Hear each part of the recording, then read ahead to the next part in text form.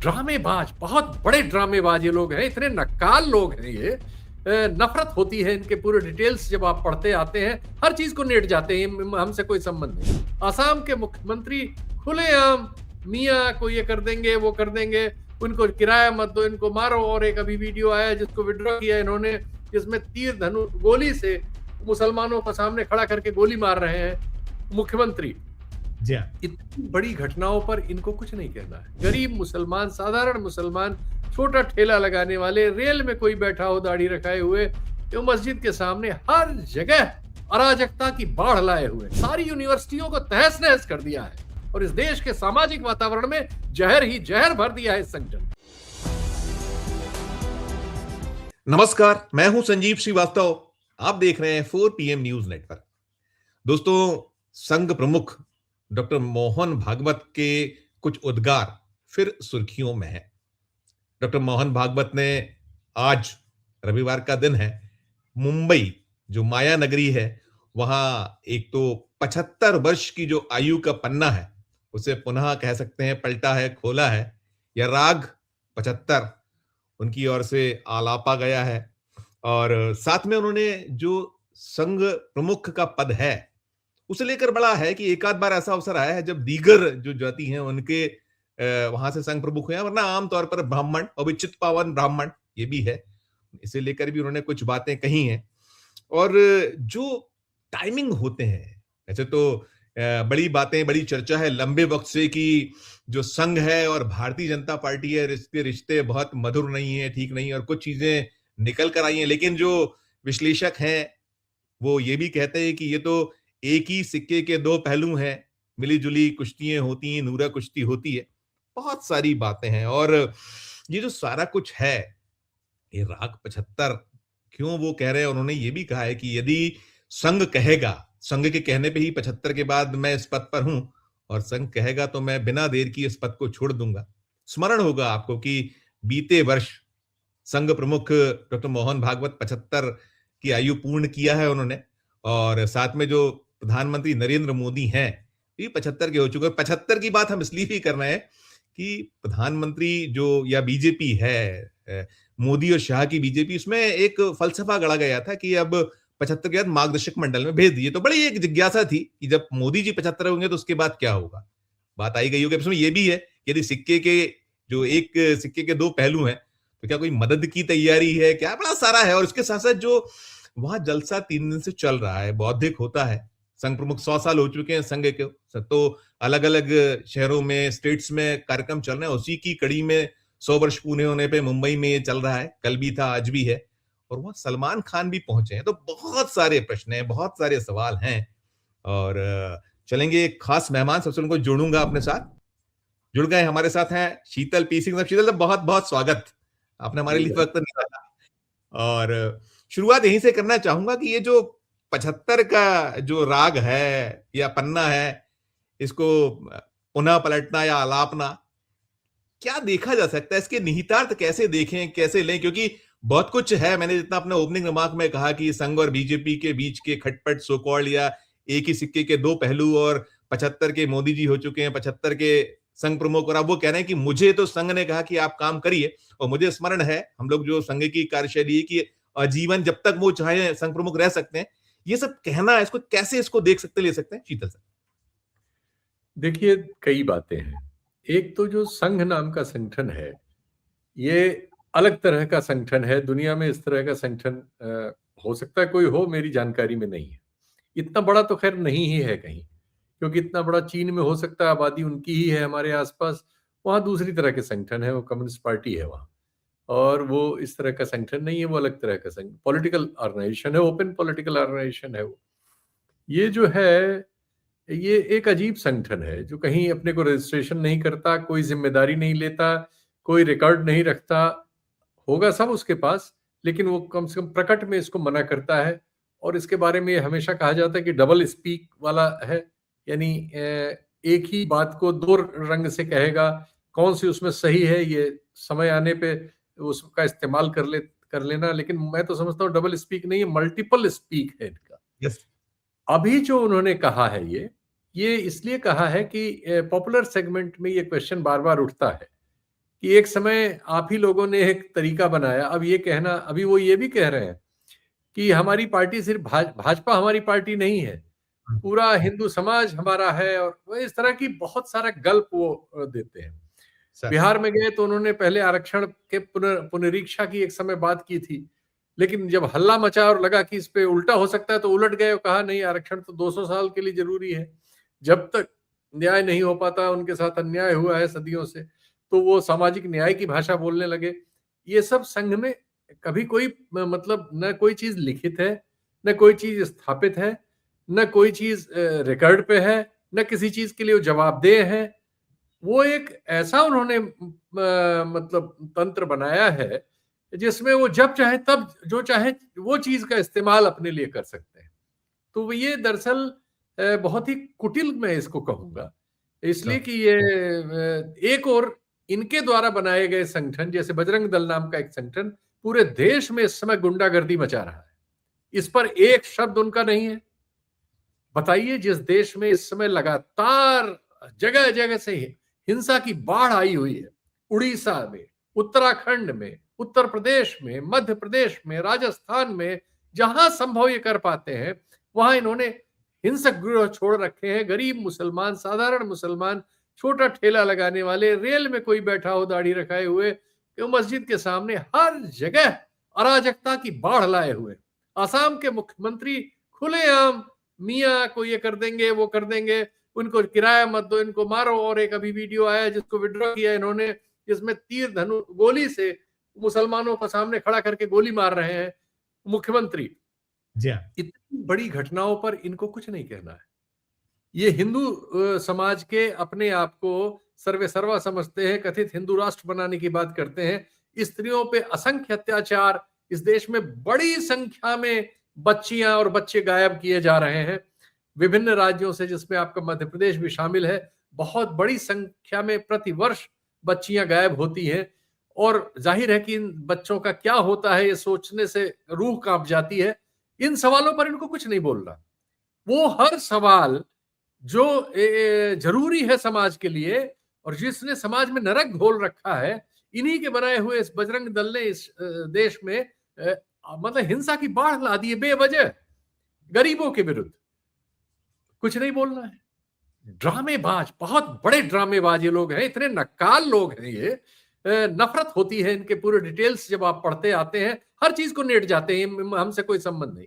Bunch of thoughts की बात कीजिए, नहीं नहीं नहीं वो तो हमारा नहीं, वो इधर था उधर था। कई तो उसमें ये कहेंगे हमारा लिखा ही नहीं है। Yes yes. किसी भी कोई इनका आदमी पकड़ा जाएगा किसी से, वो कहेंगे वो हमारा कार्यकर्ता नहीं है। गांधी जी की हत्या से शुरू हो, जिनको गांधीवध कहते रहे एक जमाने तक, तिरंगा नहीं लहराते थे, सब चीजों पर। तो अब चूंकि समाज में ये सवाल बड़े हो रहे हैं, समाज न्याय की मांग कर रहा है, 78 साल हो गए हैं, दलित, आदिवासी और पिछड़ी जातियों में न्याय की मांग रोज बरोज तेज होती जा रही है। जो इनके राजनीतिक विकल्प, जो इन्होंने प्रकल्प जो पैदा किया है बीजेपी के नाम से, उसके लिए चुनौती है, इसलिए ये ढाल बना के चीज पेश कर रहे हैं। वरना ये आरक्षण के विरोधी है, ये जाति पात के पक्षधर है, जाति में ब्राह्मण सुप्रीमेसी के पक्षधर है, ब्राह्मण में चित्पावन सुप्रीमेसी के पक्षधर है, और तमाम रिगरस इनकी अप्रोच है। बच्चियों, स्त्रियों के बारे में इनकी अप्रोच कोई नॉर्मल नहीं है। पैर छूने और इस तरह की ऊट पटांग परंपराओं के लिए पक्षधर है।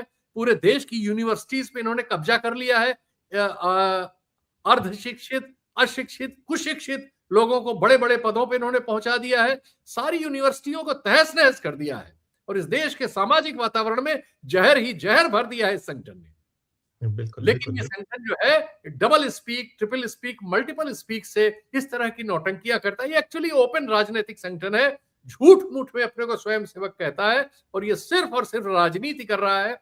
सत्ता पे कब्जा, सत्ता के जरिए शिक्षा संस्कृति पे कब्जा, और अपनी तरह का जो इसने यूटोपिया समाज के बारे में सोच रखा है उसको इंप्लीमेंट करने की ऐसी कोशिश है जिसने इस देश को बेवजह कठिनाइयों में भर दिया है।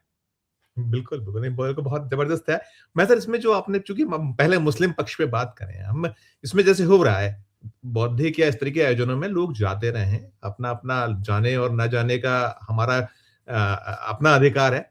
लेकिन सलमान खान का जाना, सलमान खान इसमें पहुँचे हुए थे और इसमें सवाल यही था कि उन्होंने वो बातें नहीं की जो आपने जितनी बातें की। आज बटोगे तो कटोगे इनके नारे हैं, एक रहोगे सेफ रहोगे, हर तरफ जितना वैमनस्यता है वो घुलती चली जा रही है।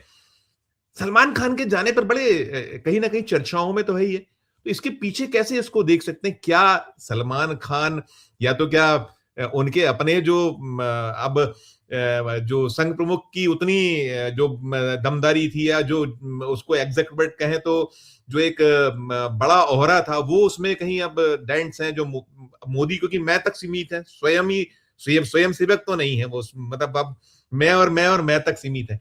तो इनका जाना, कुछ ना बोलना, बहुत सारे और भी बुलाए थे, कई सारे स्टार्स पहुंचे हैं उसमें, 200 प्लस कहीं कुछ लोग थे उसमें, बहुत सारे स्टार्स आज भी गए, कल भी गए। सलमान खान खामोशी से आ गए। क्या इसको कैसे आप डिकोड कर सकते हैं, देख सकते हैं? इसमें दोनों बातें हैं।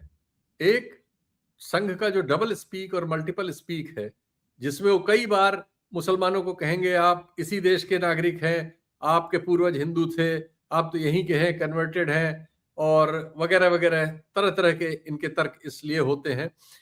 उस क्रम में इस तरह के लोग, सलमान खान जैसे, जो इस समय समाज में चूंकि निशाने पर हैं मुसलमान होने के नाते, और हिंदू माँ के पुत्र होने के नाते दूसरी तरह के वो कर्तव्य करते रहते हैं, अपराधों में बहुत समय से वो हैं, निशाने पर रहते हैं, इसलिए वो पूरा परिवार अपने को मिला जुला के रखता है। वो मोदी जी के साथ पतंग उड़ाने भी जा चुके हैं, आपको याद होगा। तो 2012 वो जो संक्रांति। ये ये उनको अपने अस्तित्व को बचाए रखने के लिए, वो हो आमिर खान हो या शाहरुख खान हो, कोई भी मुसलमान हो, अगर वो किसी हैसियत है, तो इस दौर में किसी न किसी रूप में इस तंत्र से अपने को तालमेल बिठा के रखने की कोशिश करता है। आरएसएस में जाने का उसका मकसद ये हो सकता है कि उस तरह की सुरक्षा उनको मिलती रहे। इनका फायदा ये हो सकता है कि भाई हम लोग मुसलमान विरोधी नहीं है, अब्दुल को गली गली पीटेंगे, ढूंढ ढूंढ के उसकी मस्जिद तोड़ेंगे, उसके पूजा नहीं करने देंगे, उसे नमाज नहीं पढ़ने देंगे, किसी घर में पढ़ रहा होगा तो मुकदमा कर देंगे, उसका नाम वोट से कटवाएंगे, और उसके रिक्शा ठेला बंद करेंगे, उसकी दुकान को कहेंगे हिंदू अपना नाम लिखो। ये सब करेंगे, कर रहे हैं। उस पर कुछ नहीं करना, न करेक्ट करना है, न दुरुस्त करना है, न रोकना है। इन्हीं के लोग हैं। ईसाई धर्मावलंबियों को उड़ीसा में जो इतनी छोटी उनकी तादाद है, 5-6% भी नहीं है मुस्लिम्स वहां, उनके साथ बेतरह अत्याचार हो रहे हैं। ईसाइयों के साथ 2-3% है, हर जगह अत्याचार कर रहे हैं। ग्राहम स्टेन को इन्हीं के लोगों ने किस तरह से मार दिया था, अपने बच्चों के साथ जीप में जला के खाक कर दिया था। लेकिन इन सब चीजों पे करेक्शन कुछ नहीं करना है। जो पॉपुलर चीजें हैं, उनकी आंख में धूल झोंकने के लिए सलमान खान जैसे चेहरों का इस्तेमाल, जैसे बहुत सारे प्रोडक्ट के लिए बहुत सारे लोग इन लोगों का इस्तेमाल करते हैं, और ये लोग अपने को इस्तेमाल के लिए कहीं पैसा लेके, कहीं कैश, कहीं काइंड में अपने को प्रस्तुत करते हैं। तो ये एक वो सिचुएशन है जिसमें सलमान खान को अपने लिए संरक्षा चाहिए इस सिस्टम में, सलमान खान एंड कंपनी जो उनका बिजनेस है, और इनको एक चेहरा दिखाना है कि हम जो ये कर रहे हैं असल में ये सारा ओटीसी वगैरह लगा के मुसलमानों के खिलाफ नफरत ही पैदा करते हैं। उसमें उसके गए हुए जो लोग जो संघ से निकलते हैं, उनके बयान पढ़िए, मेघवंशी की किताब पढ़िए, अन्य किसी की, रोज जो भी निकलता है वो जो बताता है, वो सब यही बताता है कि सिर्फ जहर से भरते हैं ये मुसलमानों के विरुद्ध। और इनका जो सामग्री है रोज तैयार करके सब जगह व्हाट्सएप वगैरह के जरिए भर रहे हैं, सब जहरीली सामग्री है, गरीब लोगों के खिलाफ धर्म के आधार पर निशाना बनाती हुई। लेकिन एक ड्रामा है कि साहब हमारे मंच पे सलमान खान आए हुए हैं और इसको भी बेच लेंगे। तो ये बड़े भयानक मार्केटियर लोग हैं, और ये एक आइडियोलॉजिकल रैकेटियर है एक्चुअली। ये कोई चीज बहुत स्पष्ट नहीं, हर चीज अस्पष्ट, और कोई भी चीज जिससे लाभ हो सके उसका इस्तेमाल कर लेना, और अपने किसी भी चीज पर कोई आक्षेप आए तो उसको नेट जाना कि हमसे इसका कोई मतलब नहीं। बिल्कुल नहीं, कथनी और करनी दोनों बहुत बहुत फर्क है। कथनी कुछ है, बुनियाद से ही फर्क रख के चलते हैं, इतने क्या पता है इनकी कुटिलता, और इसके आगे मैं तो दंग हूं भाई। हम लोग भी विस्मित होते हैं जब ये बार बार बयान नए नए ताजे और इस तरीके की चीजें देखते हैं। सर जो 75 वाली बात है, देखिए संघ में तो कोई मोह नहीं, ये लेकिन ये कहना कि संघ कहेगा तो पद छोड़ दूंगा, संघ के कहने पर इस पद पर हूं। संघ में कौन सा पॉलिट ब्यूरो होता है जो संघ कहेगा? संघ में तो एक चालकानुवर्ती होता है। यही तो है ना, कि एक समय में बताया कि ये एक चालकानुवर्ती है, अब कह रहे हैं संघ कहेगा। संघ की कौन सी बॉडी है जो ये कहलवाती है? कहां इसके बारे में तय होता है? कौन सा सिस्टम है? किसी को कुछ नहीं मालूम। अब आप अगर पूछेंगे तो कोई सिस्टम बता भी देंगे कि इसमें होता है तय, उसके पहले ये नहीं बताया होगा। कभी नहीं अब बताया, हम लोग को पहले तो यही बताया पता है कि कि एक सब चाल कुछ का आया तब। अनुवर्ती, एक चाल का अनुवर्ती बताया था। अब आप जब ये पूछेंगे कि भाई कौन सा संघ, संघ तो आप ही है, जी। आप ही उसके सरसंघ चालक है, आपको अपना फैसला खुद अपने लिए लेना है तो संघ लेगा। यही सब डिसीव करते हैं ये, यानी एक्चुअली आपको छोड़ना नहीं है, इसलिए आपको ये कहना है कि संघ कहता तो मैं भी छोड़ देता, यानी आपको त्यागी भी दिखना है और फायदे भी लेने हैं। नहीं तो आप 5 सितारा, 7 सितारा संस्कृति और आपने देखा शिक्षा का अरे भगवाकरण, एसपीजी, पद। वो क्या ना, जेड प्लस सिक्योरिटी मिली हुई है देश में, दूसरे तीसरे नंबर की सिक्योरिटी है, 150-200 फौजी और हमारे वो अर्धसैनिक बल 24 घंटे बड़े बड़े हथियार लिए हुए कथित संरक्षा दे रहे हैं, जलवा है, हर जगह वीआईपी ट्रीटमेंट मिलता है।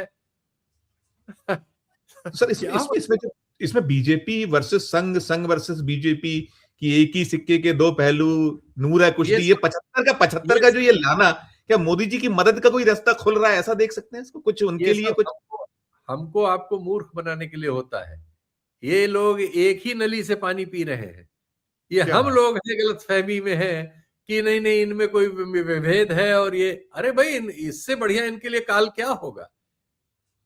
सारे वाइस चांसलर इनके, सारे असिस्टेंट प्रोफेसर जो भर्ती हो रहे हैं इनके, चपरासी इनके, आईआईटी आईआईएम इनके, सारी तो शैक्षणिक संस्थाएं और सांस्कृतिक संस्थाएं, साहित्यिक संस्थाएं, वैचारिक संस्थाएं, सब पर आपका पूरा कब्जा है भाई।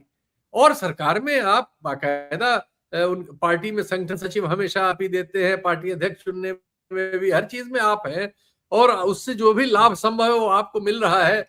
संरक्षा, सुरक्षा, धन, आपका 7 स्टार ऑफिस दिल्ली में बन गया, देश में सैकड़ों ऑफिस बन गए, धन धान किसी चीज की कमी नहीं। ये युग छोड़ के वो बिल्कुल हम लोग ये बिल्कुल। कल्पना, हम लोगों को इसमें इसमें कल्पना में माय रखने के लिए ये सब कहा जाता है जी। Yes sir, yes. नहीं, जो ब्राह्मण वाली जो बात उठाई, यानी कि हम तो वो दौर था कि वो सब ब्राह्मण ज्यादा होते थे इसलिए उनको चुना जाता था, जो चितपावन वाला या ब्राह्मण वाला एक ब्लेम से, एक बार रज्जू जी जो थे अपने, उनको छोड़कर तो नहीं हमें ध्यान आता। लेकिन ये जो है, ये इसके पीछे कैसे देखें, ये जो कि अनुसूचित जाति का भी हो सकता है, अनुसूचित जनजाति का भी हो सकता है, जिस जाति ये का चाहे हो जाएगा। अभी सब जाति, आपने जो चुनाव की बात की, जाति समीकरण सब कुछ है, ओबीसी ओबीसी हो रहा है, तो ये किस क्या है इसके, क्या है इसके। क्योंकि इनको, इन पर सवाल करने वाला हर व्यक्ति, चाहे वो अम्बेडकराइट हो, पिछड़ी जातियों के आंदोलन हो, किसी भी पहचान के आंदोलन हो, जो कमजोर हिस्सों से आते हैं, वो हमेशा ये सवाल खड़ा करते हैं कि संघ का प्रमुख हर बार ब्राह्मण क्यों होता है। एक बार वो राजपूत को किया था उन्होंने, जिसका आपने जिक्र किया, रज्जू भैया को। तो ये एक हमेशा एक सवाल है। इस सवाल का उत्तर चूंकि उनके अतीत में नहीं है, तो भविष्य में फेंक देते हैं कि ये देखिए कि कोई ये तो चूंकि ब्राह्मण ही आगे थे या ब्राह्मण ही थे इसलिए हो गए, ऐसी कोई बात नहीं है। मतलब आप इस आशा में रहिए कि भविष्य में इसमें परिवर्तन हो जाएगा और कोई पिछड़ी जाति का या दलित या कोई हो जाएगा। तो ये इस तरह की इनकी नौटंकी है। इस देश में दलितों के विरुद्ध, आदिवासियों के विरुद्ध इतने अत्याचार हो रहे हैं, आदिवासियों से जंगल छीन लिए जा रहे हैं कथित विकास के नाम पे, उन लोगों को जहरीले पानी से वहां इंडस्ट्री लगा दी जा रही है, वो पानी गंदा कर रही है, और उससे तमाम तरह की बीमारियां उन लोगों को हो रही, जो बहुत ही कम कम आर्थिक हालत में रहते हैं। उनका कोई सामाजिक प्रतिनिधित्व नहीं है, सिवाय चुनाव में उनको कुछ सीटों पर लड़ाने के अलावा नौकरियों में वो बेतहाशा गायब है। आर्थिक स्थिति बहुत विपन्न है, और जगह जगह नक्सली वगैरह के नाम पे हजारों की तादाद में मार दिए गए हैं। और चूंकि हमारी तो प्रशासनिक और न्यायिक प्रणाली बहुत ही अकर्मण्य है, वो एक बड़ा अलग संकट है। इस वजह से उन बेचारों की तो कोई, उनके लिए तो रोने वाला भी नहीं है। ये सवाल इनके है ही नहीं। वो ईसाई धर्म न स्वीकार कर ले, इस्लाम धर्म न स्वीकार कर ले, वहां ये लड़ने के लिए वनवासी संगठन है इनका। बिल्कुल बिल्कुल लेकिन बिल्कुल। उनके खिलाफ होने वाले अत्याचार, वहां जो जंगल काटे जा रहे हैं, उनका जल जंगल जमीन जो लूटा जा रहा है, उस पर इनका कोई स्वर नहीं है। तो ये नितांत नौटंकी लोग हैं, ये सिर्फ राजनीतिक लोग हैं, और झूठ बोलते हैं कि ये स्वयं सेवा के लिए है। इनकी स्वयं सेवा स्वयं के लिए है, और वो राजनीति है। राजनीति है। नहीं, इसमें एक चीज और भी है शीतल सर, बार बार होता है कि भारतीय जनता पार्टी, मोदी शाह, उनकी पूरी टीम कैसे डाइवर्ट करते हैं देश का ध्यान, जो मूल विषय है। अभी देखिए कि जो ट्रंप वाला जो सो कॉल्ड कह लीजिए जो ट्रेड डील है भारत और उसके जो आ रहे हैं कि कितने भयावह रिपरकेशन होने हैं, आप ना उस पे एक शब्द बोलते हैं और ना ही आप कहीं ना कहीं ऐसे ही कि आप उसको ध्यान उसको आप भी उसी उसमें लगे बांट देना है, इस तरीके की चीजें उठाओ, ये इधर उधर की बातें कि वो भी कहीं ना कहीं कुछ दिन के लिए टल जाए। इसको ऐसे भी देख सकते हैं, ट्रेड डील पे एक लाइन नहीं बोली उन्होंने। बिल्कुल यही है जो बुनियादी सवाल है। देश में प्रचंड बेरोजगारी है, 55-60 साल में ऐसी बेरोजगारी कभी नहीं थी। यानी इतना बड़ा रेवड़ समाज का ग्रेजुएट होके, पोस्ट ग्रेजुएट होके, आईआईटी आईआईएम करके, बीटेक करके खाली हाथ घूम रहा है। इन सवालों पर इनके पास कोई जवाब नहीं है। नौकरियों में जो भी सरकारी हिस्से हैं जहां आरक्षण लागू था, क्यों नहीं उस प्रतिशत के चीजें लागू हैं? मध्य प्रदेश जहां ये लंबे समय से शासन में है, वहां की पिछड़ी जातियों को उनका 27% जो संविधान से मिला हुआ है, सुप्रीम कोर्ट से एक्नॉलेज्ड है, वो आज तक नहीं मिला। आज तक उसकी लड़ाई, एक बड़े चालाकी से उन्हीं लड़ाइयों को फिर कोर्ट्स में फंसा देते हैं, जहां इनके ही द्वारा नियुक्त किए हुए जजेज आजकल ऐसे ऐसे फैसले दे रहे हैं कि इस देश का क्या होगा सोचने में शर्म आ रही है। और यूजीसी का भी सवाल आया, क्या स्टैंड है आरएसएस का? कोई स्टैंड है? कुछ अगर उस पर बवाल बढ़ जाएगा, देखेंगे पिछड़ी जातियों के लोग सड़क पे आ गए हैं, पूरे देश में हल्ला हो रहा है, इनकी पार्टी हार सकती है, तो आप देखिए कहेंगे मैं यूजीसी के साथ हूं। यस ये यस इनकी राजनीति है, ये इनका कैरेक्टर है, देखिए हम गिरगिटान है ये। बिल्कुल बहुत सही शब्द है नहीं, लेकिन यूएस डील वाला है सर, वहां खुलकर बोल रहे हैं। उनका ट्रंप का एक्स आया यानी ट्वीट आया, उनकी कृषि मंत्री बोले, और हमारे देश में बार बार सारे लोग अब पिले हैं, उनको मालूम है कि ये मामला फंस गया है, किसानी वाला, खेती वाला, उस पूरे क्षेत्र का। तो अब वहां सफाइयां आ रही हैं, लेकिन ये लोग जिनको कि कहीं कमांड करना चाहिए, कुछ बोल सकते हैं, ये लोग नहीं बोलते ना। उनकी मोदी जी ने उस पर कुछ बोला, 90 मिनट से ज्यादा का उस दिन का भाषण था, गोलमोल बातें की, और यही इनका है। और नीचे जो है दावे हो रहे हैं कि हम बिल्कुल नहीं हितों को बेच रहे हैं। उस पे एक नोट चाहूंगा सर, जो ये जो इस पे कहीं कुछ आना चाहिए निश्चित तौर पर। बहुत बातों पे जाने पे अभी चूंकि अंतिम अभी एग्रीमेंट होना है, मार्च में होगा। जी हाँ, जी हाँ, मिड मार्च। कॉमन ज्वाइंट कम्युनिक आया है दोनों ओर से, क्या जो हमारी इच्छा है इसको व्यक्त करने वाला एक कागज हमारे आपके सामने है। उस कागज से दो चीजें क्लियर है। एक, ये समस्या पैदा किसने की? ट्रंप ने पैदा की, अपने फायदे के लिए की, हमारे लिए नहीं। सारी दुनिया में उसने सबको टैरिफ वाले जाल में फेंका, चूंकि अमेरिका की खुद आर्थिक स्थिति कठिनाइयों में, अपनी समस्या सॉल्व करने के लिए उसने जाल फेंका। आप कह रहे हैं कि हम जो है उसमें अपने लिए फायदा ले आए। क्या फायदा आप ले आए? नंबर एक, आपके उस कम्युनिक में है कि आप $500 बिलियन का अगले 5 साल में माल अमेरिका से खरीदेंगे। खरीदेंगे, अभी खरीदेंगे। आप 40-50 बिलियन के बीच झूल रहे थे, कभी कम ज्यादा, कभी 5 उधर, कभी 5 इधर। यानी अब आप दुगना माल उससे खरीदने के लिए लिखित में कमिटमेंट ज्वाइंट कम्युनिक में दे आए। तो पहले ही जो हम वहां से करीब 40 बिलियन के फायदे में थे, तो आपने 50-60 बिलियन का माल और खरीदने का तो ओके कर दिया। अब आपने कहा हमने साहब बचा लिया, कृषि क्षेत्र बचा लिया। उसमें आपने 2-3 जगह ऑलरेडी उनको एंट्री दे दी। उनके आने से पहले ही आपने कपास पे ड्यूटी पूरी हटा ली थी। उसके बाद आपने उनको सोयाबीन के तेल की मार्केट, जो हम सारा ज्यादातर इंपोर्ट ही करते हैं, हम अभी तक ब्राजील अर्जेंटीना वगैरह से ज्यादा करते थे, अमेरिका से भी करते थे। अब वो ब्राजील अर्जेंटीना की दुकान अमेरिका खा जाएगा, कहेगा सिर्फ हमसे लो, क्योंकि आपको 100 बिलियन का हर साल आपसे हमें लेना है, आपको हमसे वो एरिया है। तीसरा, वो डीडीएच ले आया है कि वो जो उसके कारखाने वहां जो बनाते हैं ये आपका एथेनॉल, उससे जो बचा हुआ उनका वो होता है, वो पशुओं के चारे में काम आता है, उसमें प्रोटीन होता है, वो मक्का से बनता है। चूंकि उसके यहाँ मक्का और सोयाबीन बहुत बड़ी तादाद में होता है, वो पहले चीन को बेचता था, चीन ने इधर उसकी जगह ब्राजील से लेना शुरू कर दिया है। इसके लिए उसके किसानों को मक्का और ये बेचने के लिए बाजार चाहिए। भारत को उन्होंने इसलिए फंसाया, और ये दोनों चीजों के सीधे मक्का नहीं, लेकिन मक्का का बाई प्रोडक्ट आपने ओके कर लिया। इसके बाद सोयाबीन ऑयल आपने ओके कर तबाही लिया। तबाही तबाही तबाही है, एक लाइन में तबाही तबाही है उसमें पीछे।